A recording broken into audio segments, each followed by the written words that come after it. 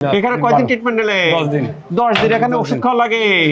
এখানে ওষুধ খাওয়া লাগে না রে বাবা। ওষুধ ছাড়া এখন হাত উঁচু করে। কি ব্যথা আছে? এখানে ব্যথা নেই। ব্যথার ওষুধ ছাড়াই ব্যথা ভালো হয়ে যায়। আসসালামু আলাইকুম প্রিয় দর্শক, আমাদের কারো কারো ক্যাপসুলাইটিস, অ্যাডিসিভ ক্যাপসুলাইটিস হয়, ফ্রোজেন শোল্ডার হয়, কারো কারো শোল্ডারে ব্যথা হয়, হাত উঁচু করা যায় না বা উঁচু করতে গেলে ব্যথা হয়। এই যে তো জটিলতা থেকে খুব সুন্দর স্থান আছে শশী হাসপাতালে। আপনার কি অসুবিধা ছিল? আমার যে হাতে ব্যথা ছিল, ব্যথা ছিল? হাতে প্রচন্ড ব্যথা ছিল। আপনার এই লাড়তে পারতাম না, ব্যথা হইতো। ব্যথা হইতো? তো আলহামদুলিল্লাহ ওই একটা ডাক্তার দেখাছিলাম, মনে হয় ওষুধ খাইছিলাম, যেদিন একদিন নিয়েছিল। এরপরে এখানে আসার পরে মোটামুটি আলহামদুলিল্লাহ। এখানে কয়দিন ট্রিটমেন্ট নিলে? 10 দিন। 10 দিন। এখানে ওষুধ খাওয়া লাগে? ওষুধ খাই না। এখানে ওষুধ খাওয়া লাগে না রে বাবা। ওষুধ ছাড়া এখন হাত উঁচু করে। কি ব্যথা আছে? এখানে ব্যথা নেই। ব্যথার ওষুধ ছাড়াই ব্যথা ভালো হয়ে যায়।